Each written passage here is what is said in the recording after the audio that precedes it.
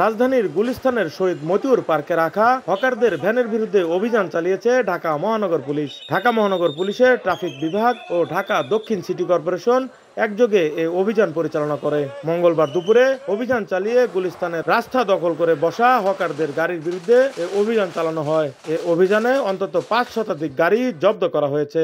এই যে হকারের কারণে এখানে গাড়ি চলতে পারে না, আমরা আজকেই চালাই না, এটা প্রতিদিনই চালাই। আজকে গতকালও আমরা ওনাদেরকে রাস্তা থেকে সরিয়ে দিয়েছি, কিন্তু আমাদের বক্তব্য ছিল যে এই গাড়িগুলো যায় কোথায়। এই রাস্তা থেকে আমরা যখন প্রতিদিন 4 বার করে অভিযান চালাই, দেখে যে মুহূর্তে ওনারা চলে যায়, আবার কিছুক্ষণ পরে আবার আসে, তখন আমরা জানতে পেরেছি এগুলো ভিতরে ঢুকে।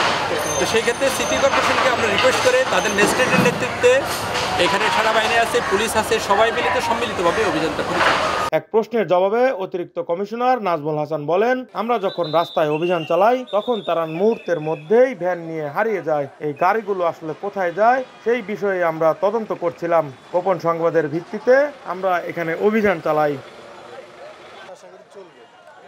তবে স্থানীয় হকাররা বলছেন ভিন্ন কথা। তারা অভিযোগ করেন পার্কের ইজারাদারদের টাকা দিয়েই তারা এখানে ভ্যান রাখতেন।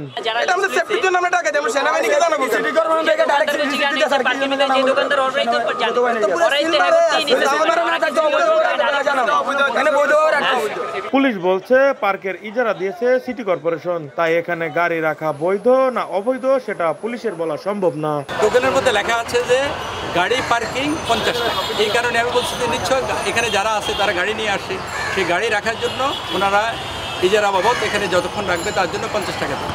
তো এখন এই 50 টাকার টোকেনটা এই যে হকারদের এই মোবাইল গাড়িগুলোর কাছে গেল কেন? অভিযানে ডিএমপি, ট্রাফিক বিভাগ, ক্রাইম বিভাগ, সিটি কর্পোরেশন ও সেনাবাহিনী সহযোগিতা করে। তাকিব হাসান, ভোরের পাতা।